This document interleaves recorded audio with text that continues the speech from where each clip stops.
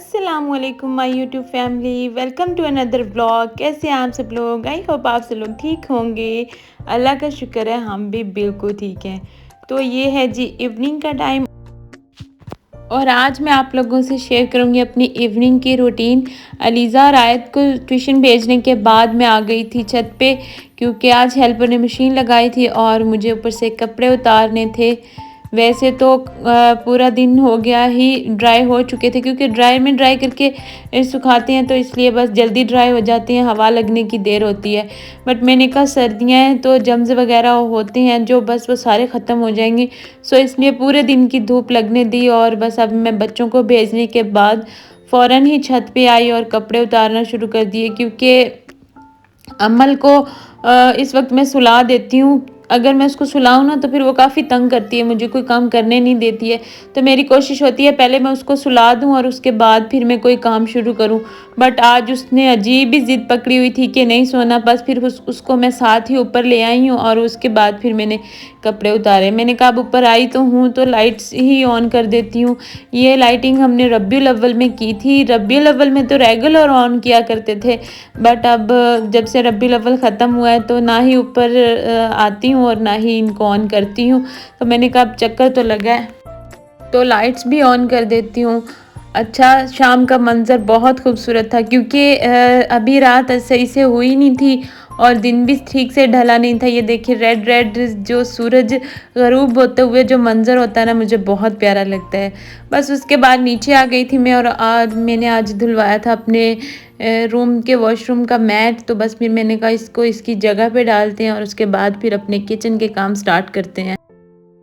जब मैं किचन में आई तो देखा कि स्टोव कितना मेरा मैसी हुआ है। तो बस फिर मैंने कहा खाना बनाते हुए खून जलाने से बेहतर है आप इसको पहले क्लीन कर लो और उसके बाद फिर कुकिंग करो।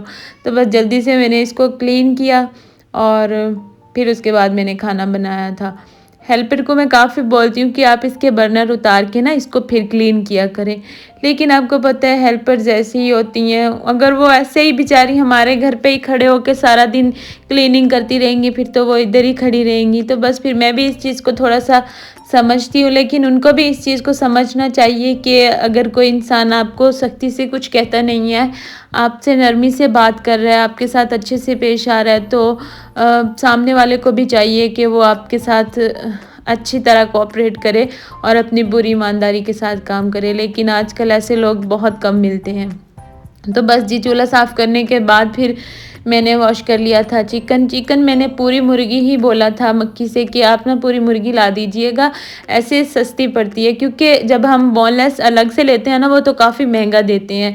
मुझे चिकन पीस तो चाहिए ही चाहिए थे, तो मैंने कहा आप ना पूरी मुर्गी ला दीजिएगा, जो बोनलेस होगा मैं उसकी अलीज़ा के लिए या तो डोनट बना दूँगी या फिर चिकन नगेट्स बना दूँगी। क्योंकि अलीज़ा के काफ़ी नखरे होते हैं स्कूल जाते हुए ना कि मम्मा मुझे ये लंच में नहीं लेके जाना तो ये लेके जाना है। मैं नगेट्स वगैरह बना के स्टोर कर देती हूँ तो वो फिर इजीली मैं उसको सुबह सुबह फ्राई कर देती हूँ तो वो खुश होके खा लेती है। बस फिर उसी वजह से ना मैंने थोड़ा चिकन ज़्यादा मंगवा लिया था। तो बस यहाँ पे मैं सारा चिकन क्लीन कर लूँगी और इसको वॉश कर लूँगी। उसके बाद फिर मैं चिकन को मसाला लगा के रख दूँगी। बाय द वे आज मेरे किचन में बन रहा है चिकन तंदूरी, जो कि मेरे हस्बैंड की फेवरेट रेसिपी है और उनको मेरे ही हाथ से बना हुआ अच्छा लगता है, बहुत तारीफ़ करते हैं। अच्छा, उसके बाद मैं इसको वॉश करके नुचड़ने के लिए रख दूँगी, क्योंकि इसका पानी नुचड़ना अच्छे से बहुत ज़रूरी होता है। जब हम चिकन के अंदर थोड़ा बहुत पानी होता है तो फिर वो बाद में दही भी पानी छोड़ देता है और चिकन भी पानी, वो फिर ज़्यादा ही ना हो जाता है पानी पानी सा। तो बस आप कोशिश करें चिकन को पहले धो के थोड़ी देर के लिए उसको ड्राई होने के लिए रख दें, उसके बाद फिर मैरिनेट करके रखें।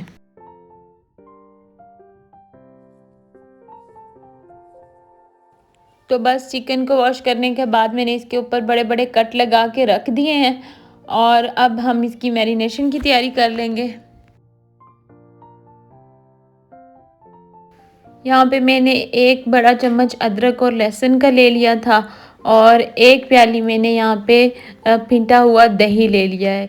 दही आपके पास गाढ़ा हो तो वेल एंड गुड, लेकिन मेरे पास ज़्यादा गाढ़ा नहीं था तो फिर मैंने वही ले लिया था। और यहाँ पे 2 बड़े साइज़ के लेमन मैंने इसके अंदर स्क्वीज़ कर दिए थे और थोड़ा-सा मैंने इसके अंदर फूड कलर ऐड कर दिया था। और यहाँ पे चिकन तंदूरी मसाला मैंने लिया था, उसका मैंने आधा पैकेट डाला था, क्योंकि हम लोग कम स्पाइसी खाते हैं, सो इसलिए मैंने आधा पैकेट डाला था। अगर आप ज़्यादा स्पाइसी चाहते हैं तो फिर आप पूरा पैकेट ऐड कर लें, लेकिन मैंने आधा डाला था।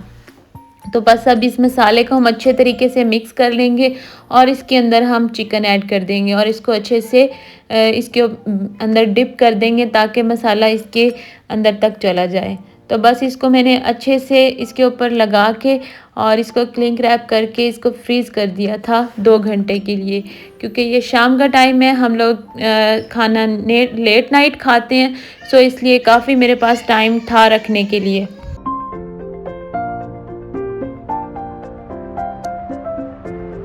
और चिकन को मसाला लगा कर रखने के बाद फिर मैंने तैयारी कर ली थी अलीज़ा और आयत के लिए सेवइयाँ बना रही थी।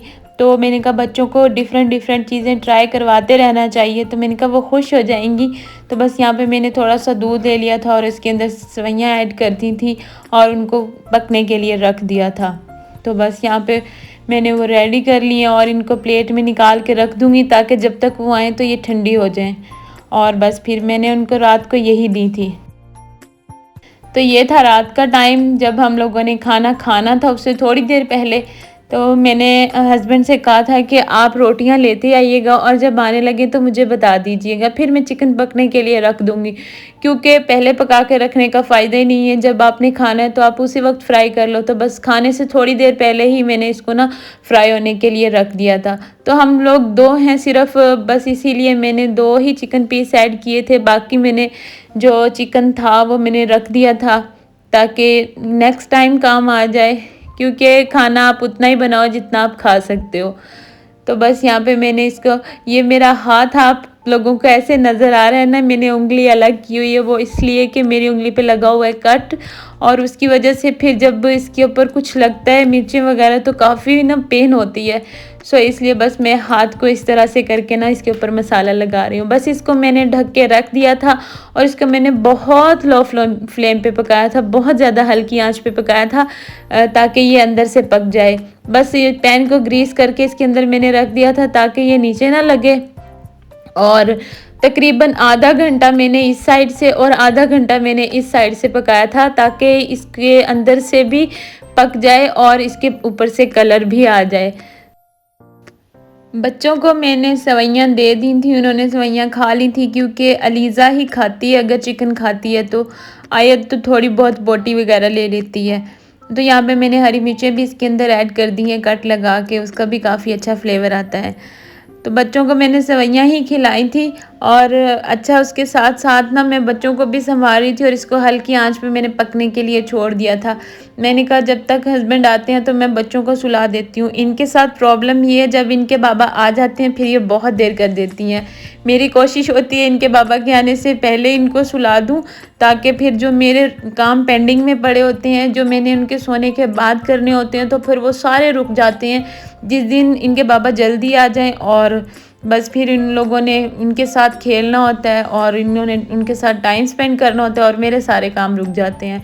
तो बस यहाँ पे मैंने इस कोयला गर्म करके इसको थोड़ा सा स्मोक दे दिया था, क्योंकि इसका बड़ा ही बारबेक्यू वाला ज़बरदस्त सा टेस्ट आ जाता है। और यहाँ पे मैंने ताज़ा जो था ज़ीरा वो कूट के, पहले मैंने उसको तवे के ऊपर सेंक लिया था, उसके बाद उसको कूट लिया था और उसके बाद फिर मैंने उसका रायता बनाया था। यकीन करें बहुत मज़े का टेस्ट आता है, आप कभी ऐसे ट्राई करके देखिएगा। तो ये है मेरे चिकन तंदूरी की फ़ाइनल लुक। वीडियो बनाना मैं भूल गई थी, पिक्स ही बनाई थी। तो आई होप आप लोगों को वीडियो अच्छी लगी होगी। अच्छी लगी हो तो प्लीज़ लाइक ज़रूर कीजिएगा, चैनल पर नए थे तो सब्सक्राइब कर लें। दुआओं में याद रखिएगा। अल्लाह हाफिज़।